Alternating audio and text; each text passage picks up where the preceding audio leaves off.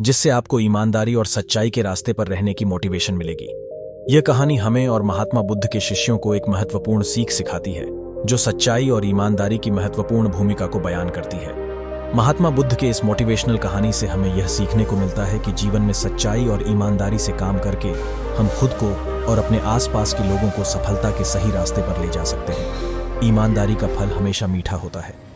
एक बार की बात है, महात्मा बुद्ध अपने शिष्यों के साथ नगर भ्रमण पर निकलने वाले थे, पर इस बार बुद्ध जी ने कहा कि केवल कुछ शिष्य ही हमारे साथ इस यात्रा पर जा पाएंगे। इसके लिए हम कल बताएंगे कि क्या करना होगा। फिर सभी शिष्य अगली सुबह होने का इंतजार करने लगे। फिर सुबह होते ही सभी शिष्य महात्मा जी के समक्ष जा पहुंचे। तभी महात्मा जी ने कहा कि हम 3 महीने बाद यात्रा पर निकलेंगे। तभी एक शिष्य ने पूछा कि गुरुजी, आपके साथ यात्रा पर कौन जाएगा?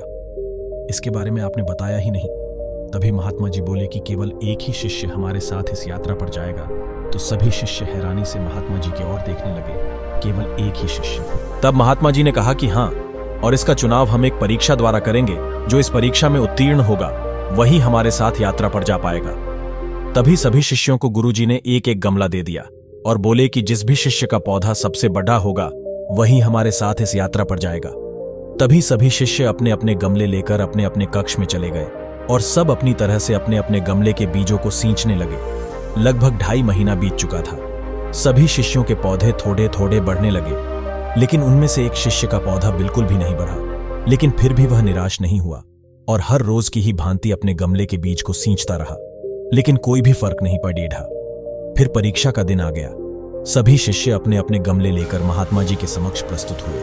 फिर थोड़ी देर बाद वह शिष्य भी वहां प्रस्तुत हुआ जिसके गमले में लगा बीज बिल्कुल भी नहीं बढ़ा। उस शिष्य को देखकर सभी शिष्य आपस में हंसने लगे। तभी महात्मा जी ने बड़े आश्चर्यजनक शब्दों में उस शिष्य से कहा कि क्या हुआ वत्स, तुम्हारा गमला तो बिल्कुल वैसा ही है जैसा कि हमने तुम्हें सौंपा था।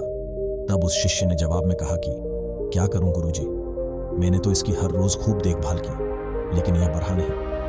तब दूसरे सभी शिष्य उसका परिहास उड़ाने लगे। तब महात्मा जी बोले कि शिष्य, चलो तुम यात्रा पर चलने की तैयारी कर लो, हमें कल सुबह ही निकलना होगा। तभी सभी शिष्य बड़े अचंभे से महात्मा जी की ओर देखने लगे।